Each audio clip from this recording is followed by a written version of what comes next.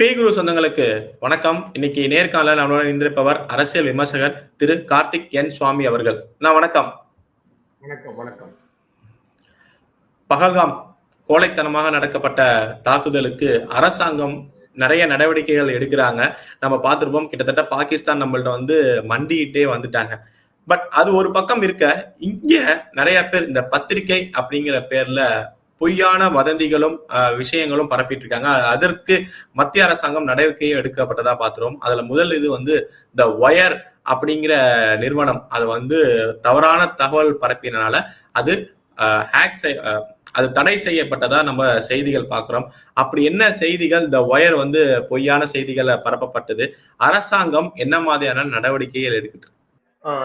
நேரில் அனைவருக்கும் வணக்கம். அதாவது இந்த பத்திரிகை அப்படிங்கிறது இன்னைக்கு நடக்கக்கூடிய சம்பவங்களை மக்களுக்கு சொல்லக்கூடிய கடமை உள்ளது பத்திரிகை.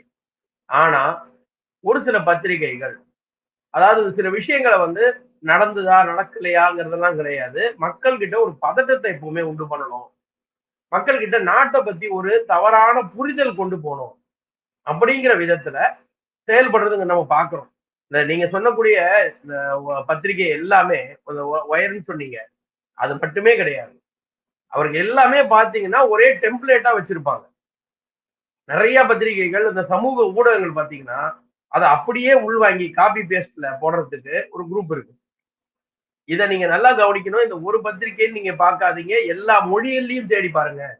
எல்லா மொழியிலையும் அதை அப்படியே காப்பி பேஸ்ட் பண்ணுவாங்க. ஏன்னா இது ஒரு மிகப்பெரிய ஒரு நெட்வொர்க் மாதிரி தான் நம்ம உள்ள நடத்துறாங்க. ஒருத்தர் ஒரு செய்தி கொடுத்தா அதை அப்படியே போடணும். அப்போ எல்லா மாநிலங்களிலும் பதட்டம் இருக்கும், எல்லா இடங்களிலும் மக்கள் மிகவும் பதட்டப்படுவார்கள் அப்படிங்கிறது அவங்களுக்குள்ள ஒரு வேலை. ஏன்னு கேட்டா இங்கே நம்ம ஊர்ல ஊடக சுதந்திரம் என்பது பல நாட்களாக ஊடக சுதந்திரம் என்ற பெயரில் ஊடகமே இல்லாமல் செய்திகளை போடுவதா வேலையை வச்சிருக்காங்க. நீங்க பாத்தீங்கன்னா அந்த அந்த தாக்குதல் சம்பவம் 26 உயிர்களை பலி வாங்கிய அந்த சம்பவம் நடந்த பொழுது அதை பற்றி கொச்சையாக பேசி இங்கே முதலில் பதிவிட்டவர்கள் உண்டு. அன்னைக்கு அதை கண்டுக்கல. ஏன்னா நம்ம பதட்டத்துல இருந்தோம், பல உயிர்கள் போயிருக்கு, அதுக்காக என்ன செய்யணுங்கிறதுல இருந்தாங்க. அதற்கு பிறகு பாத்தீங்கன்னாங்க இந்த சூழல் மாற மாற ஒரு 15 நாளைக்கு அரசாங்கம் என்ன செய்யுதுன்னு இவங்களுக்கு தெரியல, ஆனா ஒரு பதட்டத்தை உண்டு பண்ணணும் இங்க.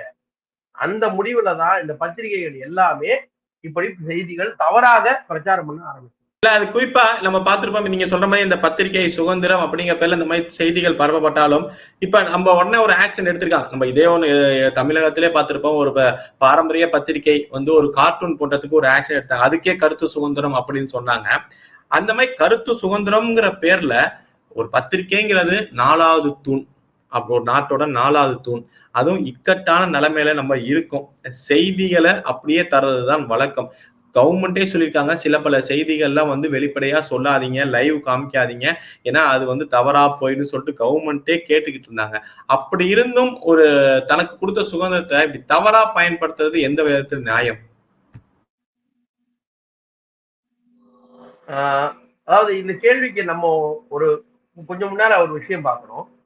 டிசம்பர் 2024 ஒரு சர்வே ஒண்ணு எடுத்தாங்க, சரிங்களா? அதாவது இந்திய வர்த்தக புள்ளி அவங்க ஒரு ஆய்வு பண்றாங்க. நம்ம இந்தியால இருக்கிற சமூக ஊடகங்கள்ல அவங்க செய்தி பிரிவு எல்லாமே எல்லாத்தையும் சேர்த்து பாக்குறாங்க. அதுல பாத்தீங்கன்னா 50% அதிகமாக போலி செய்திகள், டீப் பேக் இந்த மாதிரி டெக்னாலஜி வைஸ்ல வருது அப்படின்னு சொல்றாங்க. இதுல என்னன்னு கேட்டீங்கன்னா குறிப்பா 46% அந்த செய்திகளை திருத்தி கொடுறது அப்படின்றாங்க. அடுத்தது பொதுவான விஷயம் 34ம் இந்த மதம் தொடர்பாக 17% போலி செய்திகள் வருது அப்படின்னு ஒரு சர்வே எடுத்து சொல்றாங்க. இதுல பாத்தீங்கன்னாக்க அவங்க சொன்ன சர்வே எக்ஸ் வலைதளம் மூலமா ஒரு 61%, பேஸ்புக் வாயிலாக 34%, இப்படி சின்ன சின்னதா எடுக்கிறாங்க. இந்த பத்திரிகைகள் எல்லாமே இங்க அவங்களுடைய அந்த தளங்கள் மூலமாக இங்க செய்திகள் இந்த தொழில்நுட்ப உதவியோடு இங்க செய்யப்பட்டிருக்குன்னு சொல்றாங்க. இதுக்கு நம்ம ஒண்ணு பார்க்கணும். மக்கள் இந்த இணையதளத்துல உட்கார வைக்கணும். ஏற்கனவே எப்படின்னு பாத்தீங்கன்னா ஒரு 10 வருஷம் முன்னாடி ஒரு ஆய்வு எடுத்தாங்க. அந்த அந்த இது போய் பாத்தீங்கன்னா உலகம் மொத்தம் எல்லா இடத்துலயும் 175 மில்லியன் ஹவர்ஸ் மக்கள் வந்து இந்த ஊடகத்துல இந்த நெட்ல இருக்காங்க அப்படின்னு சொல்றாங்க. இதுல 63 பில்லியன் மணி நேரங்கள பேஸ்புக் மட்டுமே பயன்படுத்திருக்காங்கன்னு ஒரு குறிப்பு சொல்றாங்க. அதாவது ஒன்னொன்னுத்துக்கும் ஒன்னொன்னு டைம் சொல்றாங்க. இதுல என்னன்னு பாத்தீங்கன்னாக்க டேட்டாஸ் வந்து முன்னெல்லாம் வந்து ரொம்ப கம்மியா இருந்த காலம். இப்போ அதனுடைய வியாபாரம் மிக அதிகமாக இருக்கிறது. சரிங்களா? இப்போ 4G அதாவது 2G வந்த காலத்திலேயே அப்படின்னா இப்போ 4G யோசிச்சு பாருங்க. 2020 79 கோடியா இருந்த இன்டர்நெட் சப்ஸ்கிரைபர் 2021 84 கோடி. இந்த டெலி டென்சிட்டின்னு சொல்லக்கூடிய ஒவ்வொரு 100 மனிதர்களுக்கு இருக்கக்கூடிய தொலைபேசி இணைப்பு 86%. அர்பன் ஏரியால 136%. வெறும் எண்ணிக்கை டேட்டா கன்சப்ஷன் அப்படிங்கிறது வந்து 2016ல 884 MBயா இருந்தது. இப்ப 14 GB.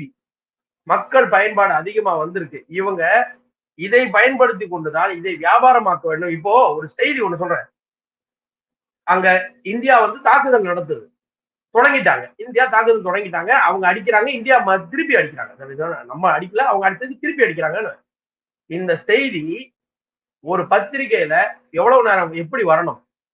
அவர்கள் அடித்தார்கள், இந்தியா அவர்களை திருப்பி தாக்கி தானே வரணும். ஆனா நீங்க ஊடகத்துல பாத்தீங்கன்னா இவங்களுக்கு உள்ள வேலை இந்தியா போரை துவங்கியது, இந்தியா தாக்குதல் நடத்தியது. இதுக்கு நீங்க இன்னொரு உதாரணத்தோட நான் சொல்றேன். ஊடகம் எப்படி இருக்கு? இந்த தப்பான செய்திகள் போடுறாங்க, நமக்கு எதிரான தேசத்துக்கு எதிரான நிலைப்பாடு எடுத்திருக்காங்கிறதுக்கு நான் சொல்றேன். 2008 காலகட்டம் அந்த நம்ம மும்பை நடந்தது இல்லைங்களா? மும்பைல நடந்தது இல்லைங்களா? தாஜ் ஹோட்டல்ல. அந்த காலகட்டத்தை நீங்க பாத்தீங்கன்னாக்க ஒரு ஊடகவியலாளர் 2008 9 அந்த இந்த காலகட்டத்துல ஒரு ஊடகவியலாளர் அந்த கட்டடத்துக்கு வெளியில நின்றுகிட்டு உள்ள தாக்குதல் நடக்குது, தீவிரவாதிகள் உள்ள தாக்குதல் நடத்திட்டு இருக்காங்க. அந்த ஒரு ஜேர்னலிஸ்ட் வெளியே நின்றுட்டு இப்பதான் நான் 19வது மாடியில ஒருத்தவங்கள்ட்ட பேசுனேன், அவங்க 4 பேர் அங்க பதுங்கியிருக்காங்க, மக்கள் வந்து உள்ள சேஃபா இருக்காங்க, அவங்கள்ட்ட பேசுனேன். இப்போ இது எந்த மாதிரியான ஊடகம்? நீங்க பாத்தீங்கன்னாக்க உள்ள ஒளிஞ்சுக்கிட்டு இருக்கிற மக்கள் எந்தெந்த இடத்துல இருக்காங்க, எந்தெந்த புளோர்ல இருக்காங்கன்ற வரைக்கும் பொதுவுல சொன்னா அதை பார்த்து அவங்க போய் தாக்குதல் பண்ண மாட்டாங்களா? இப்போ இதான் சொல்றேன். இது வந்து ஊடகம் முதல்ல இதை போன்ற ஊடகங்களை தடை செய்ய வேண்டும். நீங்க சொல்லக்கூடிய தமிழ்நாடு ஊடகம், அகில இந்திய ஊடகம், உலக ஊடகம் எல்லாமே முதல்ல இங்க ஒரு சென்சார் கொண்டு வரணும். நீங்க சமீபத்துல கூட சென்சார் வேணும்னு சொல்ல போது அதெல்லாம் கூடாதுன்னு சண்டை போட்டாங்க எல்லாரும். சென்சார்லாம் அதுக்கு இருக்கக்கூடாது, சமூக ஊடகங்களுக்கு சென்சார்லாம் கூடாது, எதுக்கு எங்களை கருத்து சுதந்திரம் தடை பண்றீங்கன்னு சொன்னாங்க. அந்த கருத்து சுதந்திரம் என்பது ஒரு பக்கத்துக்கு மட்டும்தான் இங்க கொடுக்கப்பட்டிருக்கிறது, ஒரு பக்கம் மட்டும்தான் கொடுக்கப்படுகிறது. நீங்க மற்றவங்களை திட்ட முடியாது, ஆனா வைரமுத்து ஆண்டாளை திட்டலாம், பொன்முடி என்ன வேணாலும் பேசலாம். உங்களுக்கு அதாவது கொடுக்கப்பட்டு இங்க கருத்து சுதந்திரம்ன்ற பேர்ல ஒருத்தங்களை மட்டும்தான் நீங்க திட்ட முடியும் அப்படிங்கிற ஒரு விதத்துல கொண்டு போறதுன்னா இங்கே தேசத்துக்கு எதிராக பேசக்கூடிய ஊடகங்கள் இந்த வேலைகளை ஏன் செய்ய மாட்டார்கள்? ஏன்னா அடிப்படையில நம்ம அவங்களுக்கு வந்து ஆதரவு கொடுக்குறாங்க இல்லையா? நீ இப்படி பேசுனோடனே சரி, இதுக்கு அடுத்த நிலைமை என்ன? நாட்டுக்கு எதிராக பேசு, நாட்டுக்கு எதிராக பேசு, அப்பவும் கைத்தட்டி. நீங்க பாத்தீங்கன்னாக்க இந்த தேசத்துக்கு ஆதரவாக பதிவுகள் வரும்பொழுது நமக்கு அந்த முகநூல்ல இந்த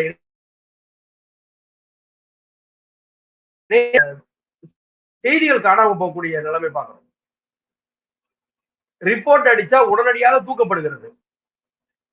ஆனால் மற்ற செய்திகள், அதாவது இந்த நாட்டை எதிர்த்தோ ஒரு மத ரீதியாக பதிவுகள் வரும்பொழுதோ அது போகாது.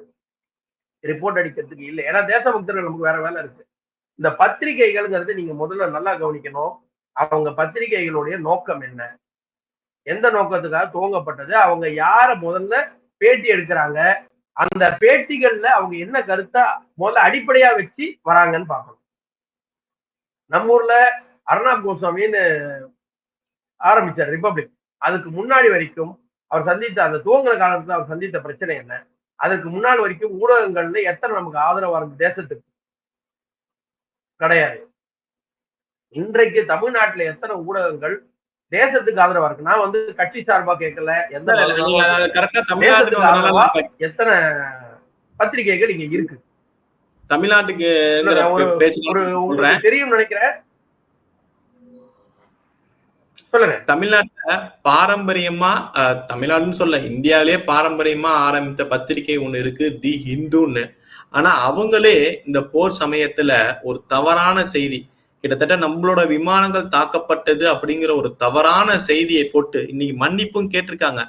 பட் இவ்வளவு பாரம்பரியமா ஒரு ஆங்கில அரசுக்கு எதிராக ஆரம்பித்து ஒரு ஆட்சி கலைப்புக்கே ஒரு ஊழலான ஆட்சி கலைப்புக்கு இருந்த இந்து பத்திரிகை தரம் தாழ்ந்து இன்னைக்கு இப்படி இருக்கிறதுங்கிறது என்ன மாதிரியா போக்குல இருக்கு இப்ப ஊடகங்கள்லாம்? நல்ல கேள்வி. இத வந்து கடந்த 20 ஆண்டுகளுக்கு மேலாக அதை தொடர்ச்சியாக பார்ப்பவர்களுக்கு நல்லா தெரியும். அவங்க வந்து மாறிட்டாங்க.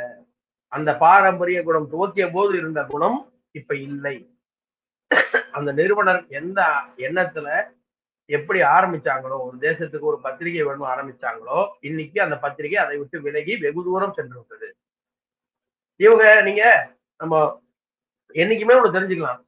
ஒரு ஒரு ஸ்டேட்மெண்ட் வருது அப்படின்னா, இதுக்கு எதிரான ஸ்டேட்மெண்ட் யாரு குடுப்பாங்க? முதல்ல அங்கதான் வரும். இந்துல தான் வரும். ஏன்னா, அவர் தடமாறி மிக நீண்ட நாட்கள் ஆகிவிட்டது. அந்த பத்திரிகை வந்து இப்ப இல்ல. நம்பிக்கைக்கு வந்து இல்ல. அதோட சப்ஸ்கிரைபரே நீங்க பாத்தீங்கன்னா ஐடியாலஜி என்ன வேணா இருக்கட்டும், அவங்களோட ஐடியாலஜி என்ன வேணா இருக்கட்டும். பட் இந்த மாதிரி நேரத்துல ஒரு போர் சமயம் ஒரு நம்ம அதுவும் நம்ம நாடு ஒரு எடுக்குதுங்கப்ப அதுல அப்படி இருக்கிறது தானே நம்மளுக்கு தவறான செய்தி. அவங்க ஐடியாலஜி சப்போர்ட் பண்றது அதுல யார் வேணா இருக்கலாம். இல்ல உங்களுடைய கேள்வி சரி. உங்களுடைய கேள்வி சரி. நான் உங்களை ஒண்ணே ஒண்ணு கேட்கிறேன். இந்த மண் விளக்கு செய்யறவங்க பாத்திருக்கீங்களா? மண் விளக்குகள். அது எப்ப எந்த மாசம் அதிகம் செய்வாங்க? மழை சீசன், இந்த கார்த்திகை அந்த மாதிரி சீசன்ல தான் செய்வாங்க. அப்பதான் செய்வாங்க இல்லையா? பட்டாசு எந்த சீசன்ல அதிகமா வியாபாரிகள் கொண்டு வந்து வியாபாரம் பண்ணி பண்ணுவாங்க? தீபாவளி போன்ற அப்பதான். அதேதான் இவங்களுக்கும். இப்போ மத்த நேரங்கள்ல பண்றதை விட இந்த போர்க்காலங்கள்ல இந்திய தேசம் எப்போ ஒரு சிக்கல்ல இருக்கோ அப்ப தேசத்துக்கு எதிராக பேசுறதா இவங்களோட வேலை. நீங்க பல இடங்கள்ல பார்க்கலாம். நான் இதுவா சொல்றேன். பத்திரிகை சுதந்திரம் என்பது, ஊடக சுதந்திரம் என்பது இவர் தலையெடுத்த காலத்திற்கு பிறகு இல்லவே இல்லாம போச்சு. எல்லா விஷயத்திலையும் இவர் பேசுவாரு. இவர் எல்லா விஷயத்திலையும் பேசுவார். ஆனா இவரை யாரும் பேச முடியாது. சோ இங்க வந்து ஒரு கட்டமைப்பு ஒண்ணு இருக்கு. அந்த என்ன சொல்லுவாங்க, அந்த வியாபாரத்துல சிண்டிகேட்னு சொல்லுவாங்க. அந்த மாதிரி இவங்க என்ன முடிவு பண்றாங்களோ அதுதான் இங்க செய்தி. இவங்க என்ன பார்க்க சொல்றாங்களோ அதுதான் செய்தி. நீங்க அதான் சொன்னேன். இந்த பண்டிகை காலங்கள்ல எப்படி வியாபாரம் பண்ணுவாங்களோ அதே மாதிரி எந்த நேரத்துல மக்களை பதற்றமடைய வைக்கணும், எந்த நேரத்துல தேசத்துக்கு எதிராக பேசணுங்கிறது இவங்களுக்கு நல்லா தெரியும். இவங்க அந்த வேலையை மிகச்சரியா செய்வாங்க. இது வந்து பத்திரிகையோட தவறு மட்டும் கிடையாது. பத்திரிகை தவறு மட்டும் இல்ல, மக்களுடைய தவறும் இருக்கிறது. அதாவது இங்க வந்து ஒரு ஒரு பெருவாரியான மக்களை ஒன்றுமே தெரியாம நான் கொடுக்கறத மட்டும் படின்னு வச்சிருக்கிறதுனால இவங்க கொடுக்கறது தான் சரியானது. ஏன்னா அதுக்கு ஒரு பேர் இருக்கு. அந்த பத்திரிகைக்கு ஒரு பேர் இருக்கு. அவ்வளவு பெரிய பேர், அவ்வளவு பெரிய ரொம்ப வருஷமா காலகாலமா இருக்கு. நீங்க சொன்ன மாதிரி பாரம்பரியம் மிக்கது. அதனால இதை படிச்சுட்டா ஓகேப்பா இன்னைக்கு அவங்க சொல்லிட்டாங்க அப்படின்னு நம்பக்கூடிய மக்கள் இருக்கிறாங்க. ஏன்னா இவங்களை பல வழக்குகள்லயே கூப்பிட்டு இவங்க கிட்ட கருத்து கேட்கும் பொழுது இவர்கள் தன்னை ஜாம்பவான்கள் தான் கடவுள்கள் என்று நினைத்துக் கொண்டார்கள்.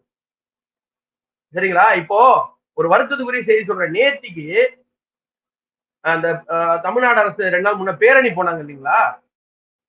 அதுல ஒருத்தருடைய அந்த வீடியோ ஒண்ணு வந்தது. ஒரு சாதாரண மக்கள், பாமர மக்கள் ஒருத்தருடைய வீடியோ, கட்சிக்காரர் நினைக்கிறேன், மேபி அப்படிதான் இருப்பார்.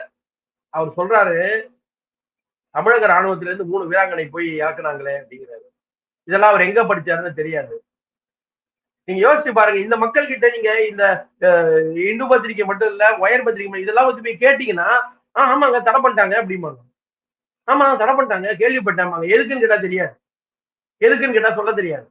சோ இவர்களை அடித்தளமாக வைத்து மக்கள்களை இப்படி பழக்கி இவர்கள் மேலே வந்தார்கள். நீங்க நம்ம இந்த பத்திரிகைகள் எல்லாமே பாத்தீங்கன்னா, நீங்க இந்த குரூப் ஒண்ணு பாருங்க. இவங்க எப்ப பாரு பத்திரிகையாளர்களுக்கு நிதி, பத்திரிகையாளர்களுக்கு நாங்க கொடுக்குறோம், ஆஹ் முக்கியமான ஒரு விஷயம், நம்ம 2014க்கு அப்புறம் இந்த ஊடகங்களோட போக்கு இப்படி மாறுது, மொத்தமா மாறுது.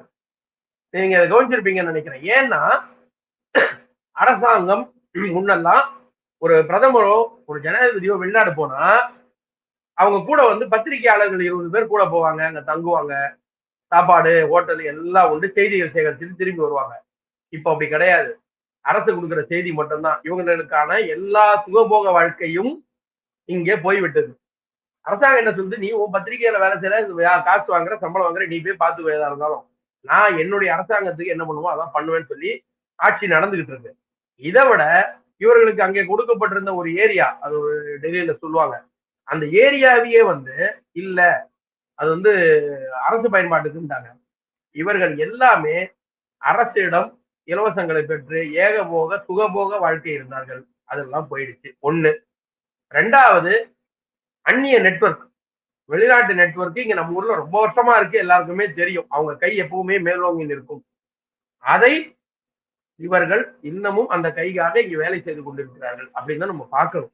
ஏன்னா நீங்க நான் சொல்றேன் இல்லையா, டெம்ப்ளேட் மாதிரி ஒரு வாட்ஸ்அப் குரூப் ஒண்ணு இருக்கு, அதுல என்ன செய்தி வருதோ அது அப்படியே எல்லாரும் காப்பி பேஸ்ட், அப்பா வந்துச்சுப்பா நம்ம குரூப்ல இன்னைக்கு போட்டுருவோம் அப்படின்னு தான் போறாங்க. நம்ம என்ன செய்ய முடியும் அவங்கள? ரொம்ப நீங்க அதுல வந்து உனக்கு சுயமரியாதை இல்லையா அப்படின்லாம் கேட்டாக்க, நீங்க ஏன் இப்படி பண்றீங்க அப்படின்லாம் கேட்டாக்க, என்ன சொம்புன்னு சொல்லாத அண்டான்னு சொல்லுன்னே சொல்லிக்கிறாங்க. அந்த மாதிரிலாம் போனாக்க நம்ம என்ன செய்ய முடியும்? ஏன்னா நீங்க வந்து செய்திகளை செய்தியாக தருவது முன்ன இந்த நடந்த செய்தியை போட்டாங்க. இப்ப எப்படின்னா, நான் போட்டுட்டேன் இது நடக்கணும். நீங்க சொன்ன அந்த விஷயத்துக்கு சொல்றேன். 3 விமானங்கள் சுட்டு வீழ்த்தப்பட்டதுன்ற ஒரு செய்திக்கு சொல்றேன். நார்த்ல உள்ள ஒரு ஊடகம், ஊடகவியலாளர் 2 பேர் பேசுறாங்க. அந்த காணொலி இருக்கு, நான் உங்களுக்கு அனுப்பி வைக்கிறேன். அதுல ஒருத்தர் சொல்றாரு, இப்ப நான் அந்த வெளிநாட்டு ஊடகத்துல பார்த்தேன், 3 விமானத்தை சுட்டதா போட்டிருந்தாங்க. அது அப்படியே நம்ம ஊர்ல செய்தி பிரிவை பாக்குறேன், இந்த பத்திரிக்கை அந்த செய்தியை போட்டிருந்தாங்க. அப்பதான் ஐ வாஸ் ஹாப்பி. அவர் என்ன சொல்றாரு, I was happy that both were same. அதாவது நடந்த நிகழ்வு உண்மையா பொய்யாங்கிறதெல்லாம் அவருக்கு இல்ல, அந்த செய்தி இந்த செய்தி ஒன்னா இருந்தது, ஐ வாஸ் ஹாப்பி, அந்த வார்த்தையோட சொல்றேன் நான். அப்போ அந்த வெளிநாட்டு ஊடகம் சொன்ன செய்தியை அப்படியே இங்க போட்டுட்டாங்கன்னு சொல்ல, ரெண்டும் ஒண்ணுன்ற. I was very happy to see that both are same. நீங்க அந்த வார்த்தையை எப்படி எடுப்பீங்க? பத்திரிகை என்பது நம்ம எழுதிக்கிட்டு இருந்தது நடந்த செய்தியை, இப்போ அவங்க கொடுத்தது அப்படியே போட்டோம், சந்தோஷமா போட்டோம், அவ்வளவுதான். இந்த பத்திரிகைகள்லாம் நீங்க இன்னைக்கு எதிர்பார்க்கிற மாதிரி கிடையாது. இதை மத்திய அரசு இப்ப கட்டுப்படுத்தினோம்னா அவங்களுக்கு ரொம்ப முடியாம இருக்குது, பொங்குறாங்க, கதறாங்க. இன்னும் சொன்னோம்னா இவங்க உருட்டெல்லாம் மக்கள் ஏத்துக்கிறதா இல்ல, இந்த உருட்டின சொம்பெல்லாம் நசுங்கி போச்சு. அதனால வந்து இவங்க கதறாங்க. என்ன பண்றது? நம்ம என்ன சொன்னாலும் மக்கள் கேட்கலையேன்றாங்க. ஏன்னா இப்ப மக்கள் வந்து திருந்திட்டாங்க. நீங்க ஒரு செய்தி போட்டா இப்ப கீழே கமெண்ட்டை போய் பாருங்க, 90% கமெண்ட் வந்து மக்கள் வந்து திட்டதான் போறாங்க. நானே பல பேரை கேட்டேன், ஏங்க அந்த செய்தி போய் எதுக்கு பாக்குறீங்க, விட்டுட்டீங்கன்னா அவர் போட மாட்டாங்கல்ல அடுத்ததுன்னு கேட்டேன். அப்படிலாம் விட முடியாதுங்க, என் நாட்டை திட்டி போடுறவனுக்கு நான் திட்டினாதான் அடுத்து போட மாட்டான், அப்படிலாம் சும்மா எல்லாம் போக முடியாதுன்றாங்க. சோ இந்த ஊடகங்கள் திருந்தாது. நீங்க உயர் பத்திரிகை மேல தடை போட்டாலும், இங்க இந்து பத்திரிகை மன்னிப்பு கேட்டாலும், நம்ம ஊர்ல எத்தனை விஷயத்துக்கு மன்னிப்பு கேட்டிருக்கிறாங்க இது வரைக்கும்? இப்ப இது வந்து போர்க்கால சம்பவம், அரசு கடும் நடவடிக்கை எடுக்கும்னு பயந்து போய் பத்திரிகை ஏதாவது ஆயிட போகுது, வியாபாரம் போயிடுமேன்னு சொல்லிட்டு அவங்க அவசரமா மன்னிப்பு கேட்டிருக்கிறாங்க. இதுக்கு முன்னாடி எத்தனை இதுக்கு மன்னிப்பு கேட்டிருக்கிறாங்க சொல்லுங்க? ஒரு பத்திரிகை முன்னாள் முதல்வர் வந்து ஜாதி பேரோட போட்டு மாட்டுக்கறி திரும்ப சொல்லி போட்டாங்க. அதுக்கு பிறகு அந்த கடும் கண்டனம் தெரிவிச்சாங்க எல்லாரும். அப்போ என்ன சொன்னாங்க, அது வந்து ஓட்டம் அது அது அப்படின்னு போனாங்களே ஒழிய, பெரிய அளவுல அதற்கு மன்னிப்பு சொல்லப்பட்டு அது பின்ன கருத்துருவாக்கம் வந்ததா சொல்லுங்க? நீங்க இங்க வந்து ஒரு குறிப்பிட்ட கட்சி, குறிப்பிட்ட ஆட்கள், இவர்களை மட்டும் சார்ந்திருக்க வேண்டும் அப்படிங்கிற இது இருக்கு. இவ்வளவு நம்ம சொல்றோம், பத்திரிகையை நீங்க சொல்றீங்க இப்படி போட்டுட்டாங்கன்னு. இங்க எத்தனை கட்சிகள் பேசியது, இங்க எத்தனை கட்சிகள் இப்ப போருக்கு எதிராக பேசினாங்க. ஆனா அவங்க எல்லாரும் போரை ஆதரிச்சவங்க தான். இந்த பக்கம் போர் நடக்கும் போது அடிச்சாதான் சரியா வரும், அடங்கெல்லாம் மாட்டேன், அவனை அடிச்சாதான் சரியா வரும்னு சொன்னவங்க, இந்த பக்கம் வந்து ஐயோ அடிக்காதீங்க கூடாதுன்னு சொன்னாங்க. அதனுடைய ஒரு ஊடக வடிவம் தான் இது. அங்க பாத்தீங்களா, அடி வாங்கிட்டாங்கன்னா மக்கள் என்ன சொல்லுவாங்க, நீ இந்த மாதிரி அடி வாங்குது எதுக்கு, இந்த ஆட்சி நாடு இப்படிலாம் பண்ணுது எதுக்கு பண்ணுது அப்படின்னு சொல்லி கேள்வி கேட்பார்கள். நீங்கள் நல்லா புரிஞ்சுக்கணும். முன்னாடி யூபிஏ அரசாங்கத்தின் ஆட்சியில தொடர்ச்சியாக இது போல சம்பவங்கள் நடந்த போது பிரதமர் என்ன சொன்னார், we don't want to retaliate, அந்த நாங்க போக விரும்பல, ஏன்னா நாங்க வந்து சம அமைதியை விரும்புறோம், அவங்கள்ட்ட பேசி தீர்ப்போம், அவங்கள்ட்ட பேசிக்கிறோம் அப்படின்னாங்க. என்ன அந்த பேச்சுவார்த்தை நமக்கு கிடைச்சது, மறுபடியும் அடுத்த வருஷம் அடி, இதான் நடந்தது நமக்கு. நீங்க நல்லா பார்க்கணும், இந்த ஒரு நாடு அடிக்குதுன்னா அது திருப்பி அடிக்கும் போதுதான் அது வந்து அடங்கும் அப்படிங்கிறது ஒரு கொள்கை, நாட்டுடைய பாதுகாப்பு கொள்கை. இது ஒன்றும் நீங்க சும்மா போய் அடிச்சிடல. ஒரு 26 பேரை வந்து ஊருக்குள்ள வந்து கொல்றாங்க. இன்னமும் கேள்விகள் இருக்கிறது, அவர்கள் எப்படி வந்தார்கள், வெளியில இருந்து வந்தார்களா, உள்ள அதை கண்டுபிடிக்கணும். அதுக்கு டைம் வேணும். நீங்க லோக்கல்ல ஒரு கொலை நடந்தாலே உடனே எல்லாம் கண்டுபிடிக்க முடியாது. எஃப்ஐஆர் வேணா உடனே பதியலாம், ஆனா கண்டுபிடிக்க முடியாது, அதுக்கு டைம் எடுக்கும். யாரை யாரு என்னன்னு பார்க்கணும். ஒரு பொறுப்பேற்றுக் கொண்டால் இந்த மாதிரி பண்ணீங்களே அப்படின்னு சொல்லி அவர்களுடைய முகாம்களை நோக்கி, திருப்பி சொல்றேன், அந்த முகாம்களை மட்டும் நோக்கி இங்க இருந்து அதை அழிக்கும் நோக்கில் போறாங்கன்னா அதற்கு அங்கிருந்து பதிலடி திருப்பி வராங்க அவங்க ராணுவத்தின் மூலமா. அப்போ என்ன சொல்லணும், இத போர்னே சொல்லக்கூடாது. முதல்ல நம்ம அடிச்சவங்கள திருப்பி அடிச்சா அவங்க திருப்பி இது வந்தோடனே நம்ம திருப்பி அடிச்சோம், இவ்வளவுதான் சொல்லணும். ஆண்டை கன்வென்ஷன் வார், இது வந்து போர்னு முறைப்படி அறிவிச்செல்லாம் போல. அப்ப இதையே இங்க போர் பிரகடனம், போர் பண்றாங்க சொன்னதே தப்பு. போருக்கு நாங்கள் இது ஊரமா போறோம், இதுவே தப்பு. இன்னொன்னு, இதை ஏன் போர்னு பல பேர் போட்டுக்கிட்டு இருக்காங்கன்னு செய்தி பார்க்கணும் நீங்க. ஏன்னா இந்தியா அமைதி விரும்பும் நாடு, இது போர் பண்ணுதுன்னு மக்கள் கிட்ட ஒரு மைண்ட் செட் கொண்டு போகணும். இதுதான் இவர்களுடைய வேலை, இதுக்காகத்தான் இந்த வேலை. நீங்க சொன்ன இந்த பத்திரிகைகள் எல்லாமே இங்க இருந்து இருக்கிற இந்துவா இருக்கட்டும், அங்க இருக்கிற ஒயரா இருக்கட்டும், அதுக்கு மேல இருக்கிற அவனுடைய முதலாளியா இருக்கட்டும், எல்லாருமே இப்படிதான் போவாங்க. இதுதான் அவர்களுடைய எண்ணம். மக்களை பதட்டத்திலேயே வச்சிருக்கணும், அவங்க நல்லா குளிர்காயணும். ஒரு பதட்டம் வரும்போது இந்த ஆட்சிக்கு ஒரு அவப்பெயர் வரும். அவங்களுக்கு முக்கியம் ஆட்சிக்கு அவப்பெயர் வரணும். அவங்களுக்கு வந்து நாடு எக்கேடு கெட்டு போனாலும் பரவாயில்ல, இந்த பிரதமரை நம்ம திட்டிடணும், இந்த ஆட்சியை திட்டிடணும், இந்த கட்சியோட ஆட்சியை கவுத்துடணும், மக்கள் கிட்ட கொண்டு போய் இப்படியே. ஏன்னா அடுத்தடுத்த காலகட்டங்கள்ல வரக்கூடிய மாநில தேர்தல்கள்லாம் இருக்கு. ஸோ அதெல்லாம் வரும்போது நீங்க வந்து பாத்தீங்களா, சண்டை போட்டாங்க. இன்னொன்னு, இத மத ரீதியாவே பல பேர் பேசிக்கிட்டு இருந்தாங்க, அதுவே முதல்ல தவறு. இங்க நான் சொல்றேன், இந்த இப்போ நம்ம அங்க அவர்களுடைய தீவிரவாத முகாமை அழித்த பிறகு பாகிஸ்தான்ல இருந்து அங்க அடிக்கிறாங்க, நம்ம திருப்பி அடிக்கிறோம்னா அது வந்து இரு நாடுகளுக்குள்ள மட்டும்தான் பேசணும். இங்க எத்தனை பேர் அதை மதமாக்க முயற்சி செய்து தோல்வி பெற்றார்கள் தெரியுமா? ஏன்னா மக்கள் ஆதரவு தரல, உண்மையான இந்தியர்கள் அதற்கு ஆதரவு தரல, போதுமான ஆதரவு இல்லைன்னா இந்தியா தோத்து போச்சு. பாத்தீங்களா, பிளைட் அடி வாங்கிருச்சு, மோடி வந்து பிளைட் வாங்கினாரு, அதெல்லாம் அடி வாங்கிருச்சு. பாத்தீங்களா, ஒரு வேஸ்ட். அதாவது நீங்க முக்கியமான கவனிக்கணும், இந்த பிளைட் அடி வாங்கி 3 பிளைட் அடிச்சுட்டாங்கன்ற இடத்துல பார்க்கணும். அவர்கள் எதை குறிப்பிட்டு சொல்கிறார்கள் தெரியுமா? ரஃபேல் அடிச்சுட்டாங்கன்னு. அதற்கான பின்புலம் உங்களுக்கு புரியுதுங்களா? இந்த ரஃபேல் வாங்கினதில் ஊழல்னு சொல்லிட்டு தான் ராகுல் காந்தி பேசிட்டு இருந்தாரு. கோர்ட்ல மன்னிப்பு கூட கேட்டாரு, என்கிட்ட ஆதாரமே இல்ல, நான் வந்து சொல்லிட்டேன் அப்படின்னு மன்னிப்பு கேட்டாரு. அந்த ரஃபேல் இங்க சர்வீஸ் சரியா இல்ல, இவங்க வாங்கினது சரியா இல்ல அப்படின்னு நிரூபிக்கிறதுக்காக இதை ஒரு செய்தியாக கொண்டு வந்தார்கள். நீங்க மற்ற இடத்துல எல்லாம் யோசிச்சு பாருங்க, இவர்கள் போய் ட்ரோன் தாக்குதல் நடத்தினார்கள், அதுல ஒன்று இப்படி இல்லை அப்படி இல்லை எல்லாம் போடல. இவங்களுடைய ஒரே குறி அந்த ரஃபேல் உடைஞ்சிருச்சு, இவங்க வாங்கினது சரியில்லை, அது நிரூபிக்கணும். எப்படி நிரூபிக்கிறது? இப்படி போட்டாதான் நம்ம மக்களை எப்படி நம்ப வச்சு, பாத்தீங்களா உடனே இவங்க வாங்கினது சரியில்லை, இவங்களுடைய அந்த அந்த கிரெடிபிலிட்டியை உடைக்கணும் மக்கள்கிட்ட. ஏன்னா இவர் சொன்ன பொய்யை மறைக்கணும் இல்லையா, மன்னிப்பு கேட்டதை மறைக்கணும் இல்லையா, அதை செய்யணும் இல்லையா, அதான் அவங்க வேலை. நிச்சயமா நீங்க சொல்ற மாதிரியே மக்கள் இப்ப வந்து ஒரே ஒரு பேப்பர் முரசொலி மட்டும் படிக்கிறது இல்ல, நிறைய விஷயங்கள் சமூக வலைதளங்கள்லயே வந்து அவங்களுக்கு உண்மையான விஷயங்கள் தெரிய வந்துருச்சு. அப்படி இருந்தும் அவங்க திருந்தாம இருக்காங்க. இதற்கு பொருத்தம் RS பாரதி அவர்கள் சொன்னது நிரூபணம் ஆயிட்டே இருக்கு. பத்திரிகை பத்தி அவர் என்ன சொன்னாரோ அது நிரூபணம் ஆயிட்டே இருக்கு. திருந்துவார்கள் என்று நம்ம நம்புவோம். இவ்வளவு நேரம் உங்க நேரத்தை நம்ம தளத்துக்கு வந்து பயந்தமைக்கு ரொம்ப ரொம்ப நன்றி. நல்லதே நடக்கும். வாழ்க. நன்றி.